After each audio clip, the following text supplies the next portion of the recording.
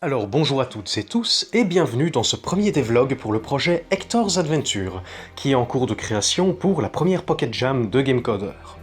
Alors, qu'est-ce que c'est Hector's Adventure?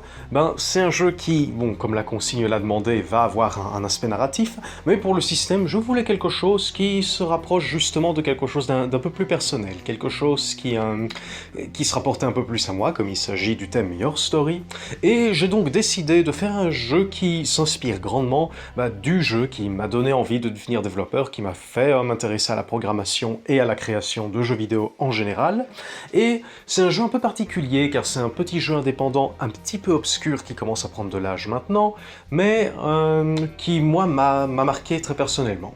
Alors ce jeu s'appelle Knit. Qu'est-ce que c'est Knit? Eh bien c'est un jeu de plateforme en 2D qui reposait justement sur un système d'exploration qui était très atmosphérique et qui est marquant pour, moi je trouve, son système d'escalade.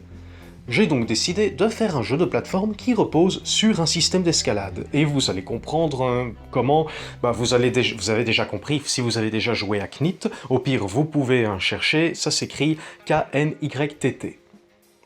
Voilà.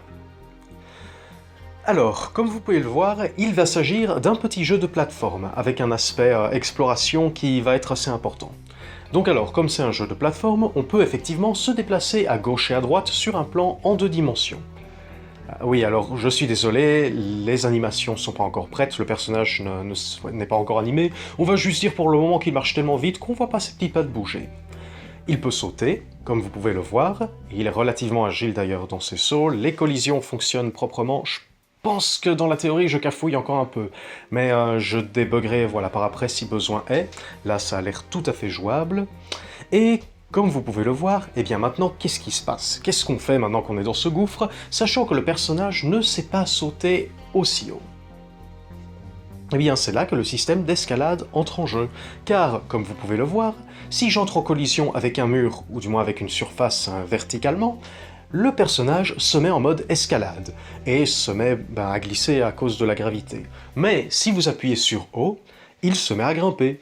Vous pouvez ainsi prendre de la hauteur, et quand vous êtes en mode escalade, vous pouvez également sauter.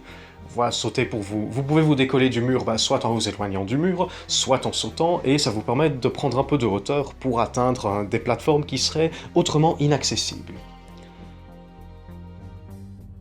Comme vous pouvez le voir, le jeu repose sur un système de tableaux, vous allez pouvoir explorer différents tableaux, traverser le monde justement en passant d'un tableau à l'autre, et toujours grâce à ce système de saut relativement agile, et grâce à ce système d'escalade. Voilà, j'espère que ce premier devlog vous aura plu, vous aura un petit peu intrigué, et pour vous remercier d'avoir regardé cette vidéo, voilà, je vous présente une petite map avec un cœur. Merci beaucoup, et à bientôt j'espère.